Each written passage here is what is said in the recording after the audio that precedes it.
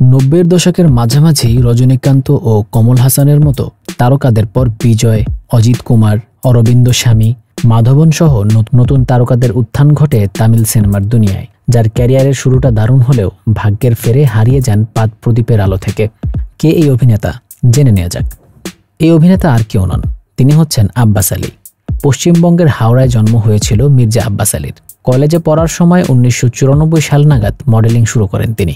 1996 সালে তিনি তামিল চলচ্চিত্র কাধাল দেশম সিনেমা দিয়ে অভিনয়ে আত্মপ্রকাশ করেছিলেন, যা বাণিজ্যিকভাবে সাফল্য পেয়েছিল। একই সঙ্গে সমালোচকদের মনও জিতেছিলেন। ঝুলিতে আসে একের পর এক ছবির অফার। তামিলে কয়েকটি জনপ্রিয় ছবিতে অভিনয় করেছিলেন। রাহুল রায়ের মতো ওয়ান ফিল্ম ওয়ান্ডার ছিলেন না তিনি। এই সব ছবি দক্ষিণের বক্স অফিসে দারুণ সাফল্য পেয়েছিল। কামাল হাসান ও শাহরুখ খান অভিনীত হে রাম এই ছোট্ট একটি চরিত্রে অভিনয় করার পর আব্বাস সবচেয়ে বড় ব্রেক পান। এই রোমান্টিক ছবিতে তিনি ঐশ্বরিয়া রায়ের বিপরীতে অভিনয় করেছিলেন। আলোচিত এই ছবির নাম কান্ডু কুন্ডাইন। 2002 সালে মুক্তিপ্রাপ্ত অংশ সিনেমাটির মাধ্যমে বলিউডে পা রাখেন তিনি, কিন্তু সেটি বক্স অফিসে সাফল্য পায়নি। 2006 সালের দিকে আব্বাসের ক্যারিয়ার থমকে যায়। হিন্দি সিনেমায় অভিনয়ের জন্য তিনি বেশ কয়েকটি তামিল চলচ্চিত্র ছেড়ে দিয়েছিলেন, কিন্তু তার দুটি হিন্দি ছবিও ব্যর্থ হয়। তিনি যে অন্যান্য ছবিতে চুক্তিবদ্ধ হয়েছিলেন সেগুলো শেষ পর্যন্ত বন্ধ হয়ে যায়।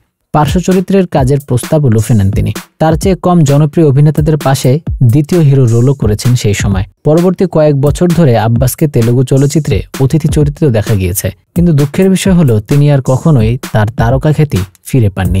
2011 সালের পর টেলিভিশন শোতেও কাজ করেছিলেন। কয়েক বছর পর একটি ইউটিউব চ্যানেলের সঙ্গে কথা বলার সময় তিনি জানান, ওই সময় অভিনয় নিয়ে অসন্তুষ্ট ছিলেন তিনি, তাই সব ছেড়ে নিউজিল্যান্ড চলে গিয়েছিলেন। 2015 সালে আব্বাস নিউজিল্যান্ডে চলে গিয়েছিলেন নতুন জীবন শুরু করার আশায়। তবে সমস্ত অর্থ শেষ হওয়ায় বিপাকে পড়ে যান এই তারকা। 2022 সালে একটি সাক্ষাৎকারে তিনি আরো বলেন, একটি নির্মাণ সাইটে কাজ করা থেকে বছরের পর বছর ধরে একটি পেট্রোল পাম্পেও কাজ করেছিলেন তিনি। অবশেষে মোটিভেশনাল স্পিকার হয়ে ওঠেন আব্বাস। 2023 সালে ভারতে ফিরে আবার অভিনয়ে ফেরার আগ্রহ প্রকাশ করেন, তবে এখনও নতুন কোনো প্রজেক্টে চুক্তিবদ্ধ হননি তিনি। পরিবারের সঙ্গে চেন্নাইতেই থাকেন।